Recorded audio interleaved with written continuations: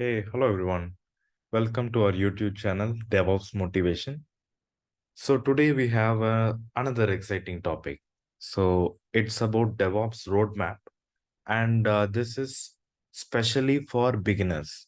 So if you're a beginner and you just heard about DevOps and you have some idea around it and you are interested in actually starting a career in DevOps, then this is the right place.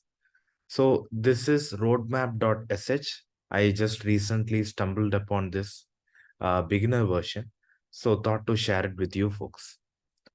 So say for example, you're a DevOps beginner and you want to start the journey into the DevOps world. Then what are the different tools or skill set that is required for you? So let's look at it one by one. So first, what is DevOps? DevOps is all about bringing developers and operation teams together to improve software delivery. The key focus areas are automation, infrastructure, and monitoring.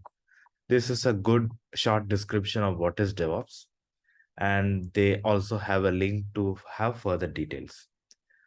So the first skill that we need to learn as a foundational knowledge is learn a programming language. So they are suggesting Python and Go. So my personal recommendation to start ahead with is Python.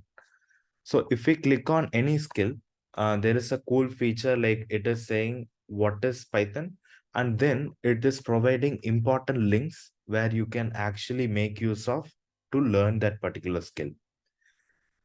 One more feature is, say for example, you are learning it, so you can track the progress by making it in progress, and once it is done, you can move it to done. Let's do that. Let's say I'm starting with Python. We can mark it as in progress, and we can see like one is in progress. So we can also like share this progress if you are doing a group learning, and if you want to share your progress with your friends, you can do that as well. So that is on the programming language. Next, it is OS. So Linux. So in Linux, we need to learn about file system, package managers, managing services, checking logs, bash scripting, permissions, pipes, output redirection, common tools for text manipulation, networking tools, and CLI editors. So if you have little experience on Linux, the personal recommendation would be pick Ubuntu because it is more user friendly and you can navigate into the terminal in a easier fashion. So that is on the OS. Next, we can go to networking. So we need to learn about DNS, TCP, IP protocols, SSH, port gateways, routing, IP address, and subnetting. So again, if we click on the link, we'll be having different protocols and their resources, which you can make use of. Next, coming to Docker. Docker is an important concept for containerization. So it is one of the tool that is helping us to containerize our application. So we need to get comfortable with writing the Docker files and troubleshooting. And Alpine Linux is the smallest Docker image which you can play around with, and also like extend the knowledge by learning about networking, storage, and security.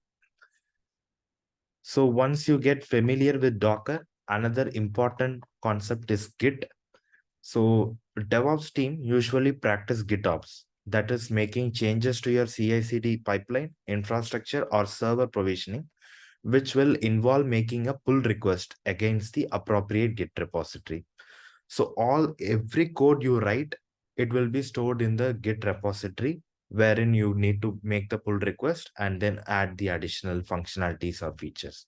So Git is another important skill. Now, coming to the cloud, public cloud section. So AWS is the most popular and most used cloud tool. So that will be a good starting point. So in AWS, you can start with, there are multiple services, but these are the important services to focus on. So AWS VPC, EC2, S3, IAM, and then delve into database, which is RDS, Route 53 for DNS, CloudWatch is for monitoring, and ECS is for the container services.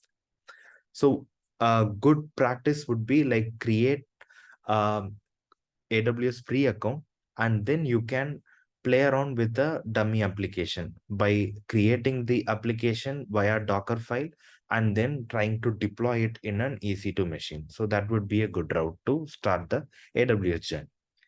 Now coming to Terraform, like you are creating the AWS instances or resources via manual process. Now let's put the automation into the mix.